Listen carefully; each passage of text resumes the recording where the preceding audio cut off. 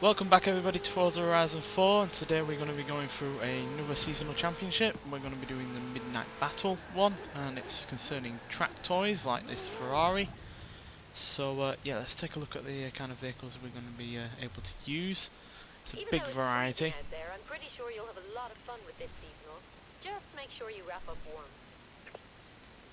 And yeah, big variety obviously means a varied choice. Obviously we've only got 3 races, so that's 3 cars to choose from, but as you can see we've got like an Aston Martin, a BAC Mono, BMW M3 GTS, which was actually only recently put in the game, last few months or so it was put in, so that's a car we'll probably choose.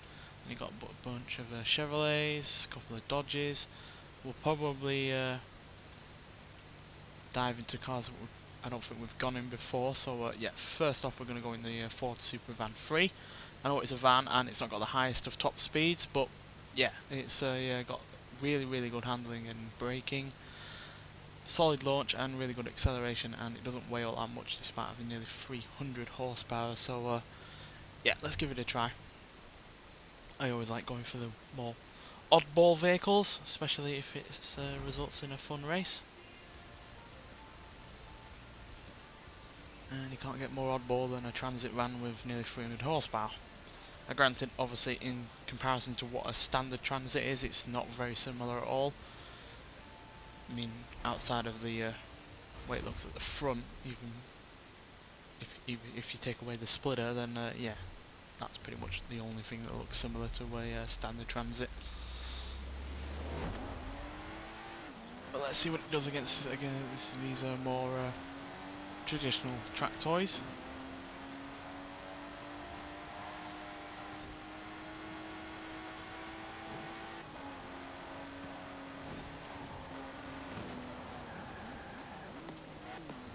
So I don't have the best visibility in this car, as you can see, because I completely missed that checkpoint.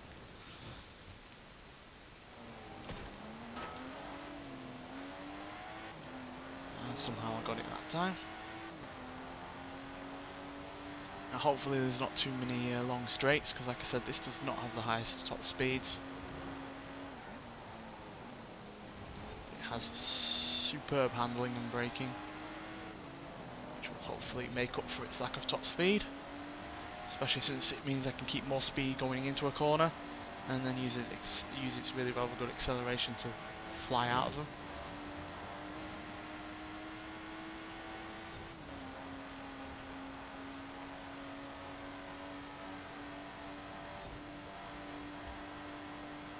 But yeah, as you can see, we do really slow down once we get up to past 120.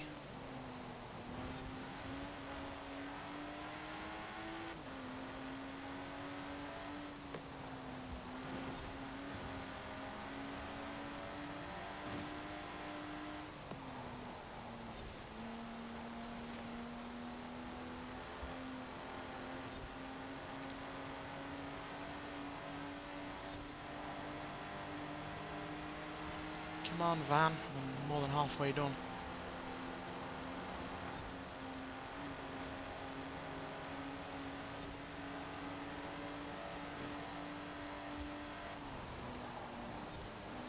There's the superior handling there. Only a slight bit of oversteer, but that was probably because we came from off-road to on-road and had sudden grip. But the van is winning.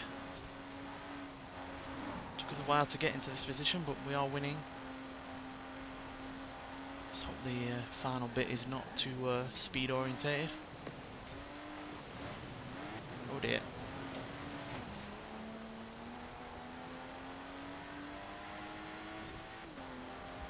I fear we're going to lose the ground here. Oh, car hit the AI there. Well, AI on AI, should I say. Which is what finally sealed our victory there, otherwise we would have been overtaken and probably dropped to 2nd place. And as you can see, not all that much difference in between us and the Lotus Elise GT1. In fact, Lotuses take up 3 of the top 5, then a Dodge Viper, then a Renault Clio Forza Edition, then 2 more Lotuses, and then yeah, Jaguar, Caterham, and then 2 more Renaults. So yeah, really pleased with how the Ford performed there. Obviously it wasn't particularly quick at the top end, but yeah, the handling and braking was superb, and the acceleration out of corners, and yeah, in terms of maintaining its acceleration through corners that were, you know, fast ones, was really rather good. So yeah, let's get on to the next race. Right, so the van was a big success there, so let's see what something else can do. I think we'll go with the BMW this time round. We haven't used it in a race before, and like I said, it was only recently put on the game via the festival playlist. I say recently, but you know, last few months or so. So yeah, it's a solid car in its own right, and yeah, I personally prefer it to the standard M3 from the same generation as this. As yeah, it's got plenty of power and torque, doesn't weigh all that much, and yet the handling and the braking has been massively improved, helped obviously by that rear wing there. So let's see what it can do.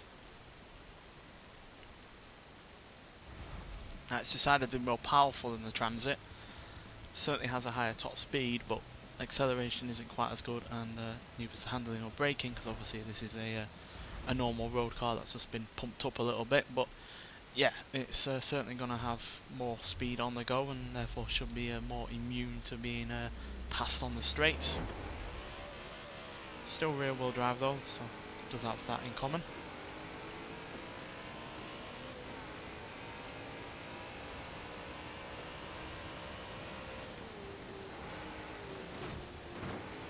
Going to have quite as much torque as some of the other V8s in this race.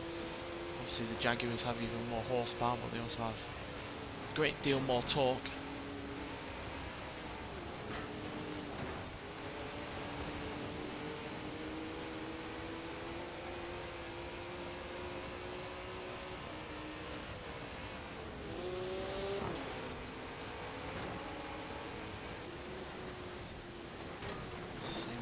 Camaro as well that's up front, which I actually do really rather like. I think it's a Z28,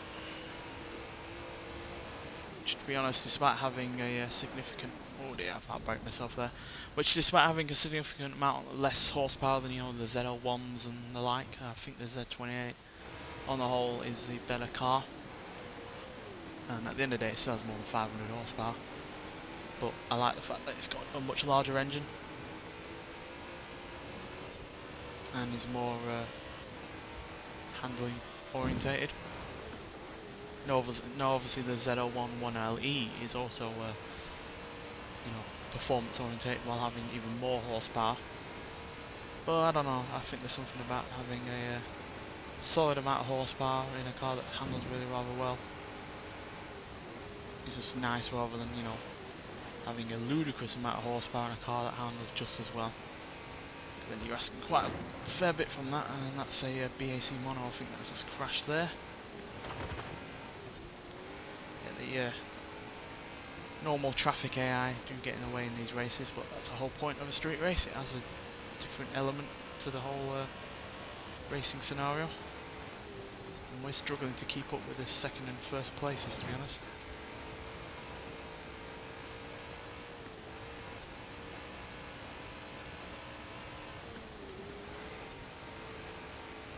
This is probably more of a handling race than the previous one, which is probably where the Transit would have been better here.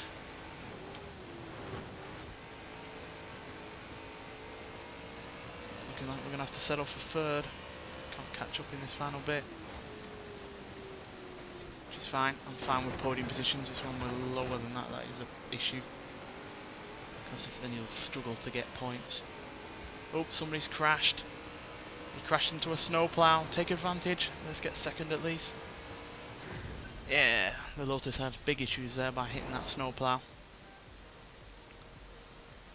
Just still managed. No, he didn't. I think that was 6th place that hit the back of that snowplow there, as he seemed to have dropped down. With me and the M4 from 2016 making up the time there, as well as the other Lotus. So yeah, that's helped our points overall, I think, but let's see where we are. Yeah, we're 2 points ahead of the other Lotus Lease GT1 that beat us, which isn't much. So yeah, we're gonna have to get a win in for the next race to guarantee our win overall on the championship. So let's get get to that final race.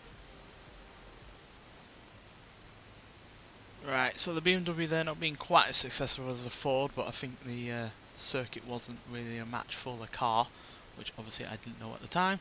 But yeah, let's get in a Lamborghini Huracan Performante. Most powerful car we'll have chosen on this championship. Middle in terms of weight, less than the BMW but more than the Ford. But yeah, also the biggest engine, and yeah, easily the most expensive. But as you can see, acceleration there is 10, launch is 10, braking is pretty good, and handling is pretty good. Again, not as good as the Transit, but it's very close. And yeah, the speed there is infinitely better than than the Transit, and I think it's better than the BMW as well. Yeah, not by much, but enough. And I think because of the acceleration, you'll be able to we'll be able to get more out of the car as well. So yeah, let's pick it and let's get on with this race. Now, the Lamborghini should perform well here, principally because it has obviously the most power, but also it's got all-wheel drive, which in these conditions is also a benefit, as we saw in the previous seasonal championship where we tried a Cohen's egg out and it was awful because rear-wheel drive, more than 1,000 horsepower on in snowy conditions, and it wasn't all that great. Granted, we are more on tarmac here than snow, but as you can see there is still some snow on the ground, so it is beneficial to have all-wheel drive, especially for the immense launch that we get off the line.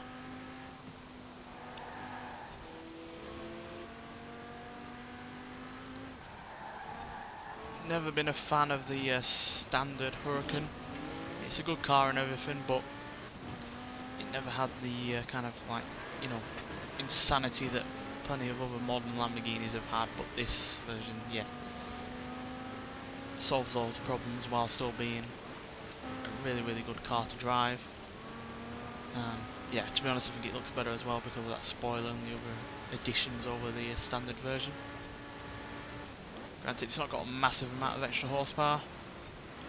It's only about 28 extra horsepower, but with a lack of weight as well and those handling and braking upgrades, it certainly makes a difference.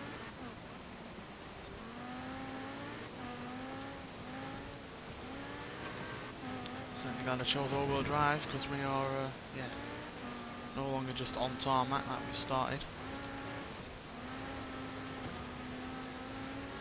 Stuck in between a Renault and a BAC.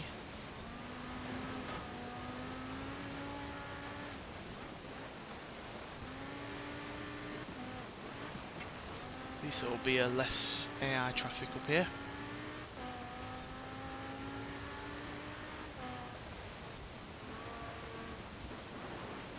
But they can also be in the wrong positions at the wrong time.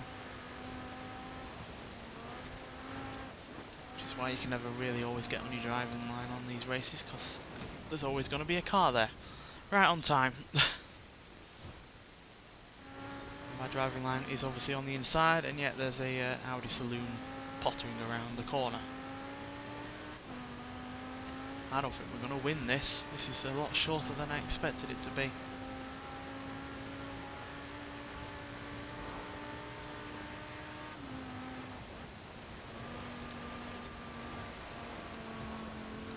Yeah, we're going to lose this race and probably the championship. We'll give it another go, if we have. Because yeah, I don't think the Lamborghini really got the chance to get an up and go there. Let's see. Yeah, 4 points behind the BAC Monarch. Right, let's restart. Let's see, let's really give it a good go. Because yeah, the Lamborghini, for all its positives, if it's not got, you know, the room to manoeuvre, then it's not got the chance to use all of its horsepower. And we were getting stuck behind traffic a lot there.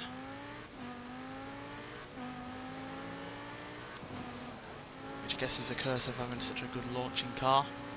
You're going to catch up with the vehicles in front of you in no time at all.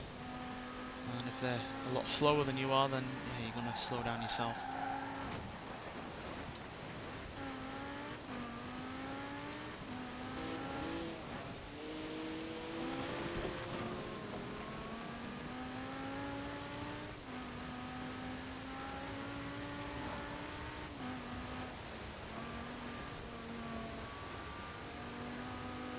It's also kind of a luck of the draw kind of thing, because depending how fast you are or where you are, then the AI traffic will be different to you than it will be to other people that are racing.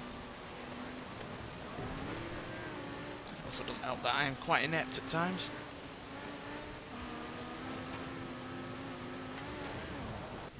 Yeah, these snowy conditions are not favouring the all-wheel drive Lamborghini here, like I expected.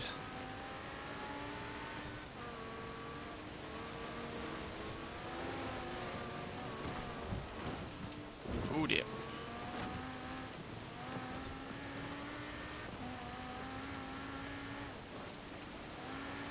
So we've probably got the most horsepower here, but just not getting the chances to use it as much.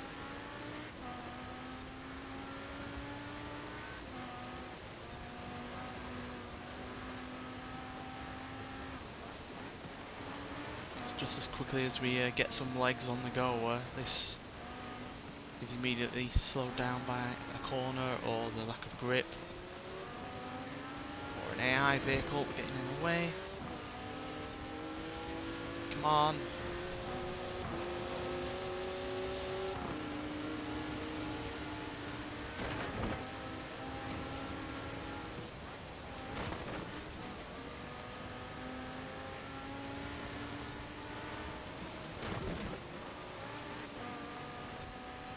It's just the BAC mono we need to beat.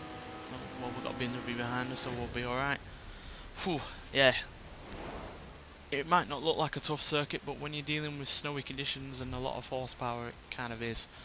But yeah, there we go. 6 points ahead of the BAC mono. I know it took another go, but that's just the way it is. And yeah, 14 points ahead of the catering that actually beat us, which, yeah, I guess just kind of shows he had a bit of a bad luck in the previous 2 races. Only had 18 points in going into this race, and then he shoots up into third with 38. Yeah, he had a real bad luck in the previous races, but yeah, there we go. Second time's a charm on that race. But yeah, a win, a second place, and a semi-third place win with this one. Yeah, tough races when you're dealing with those conditions, but yeah, that's just the way it is sometimes. But yeah, doing this championship gets you a Cohen's egg, which is hard to find, and yeah, it's a solid car in its own right. But nonetheless, thanks for watching, and now see you in the next one. Bye.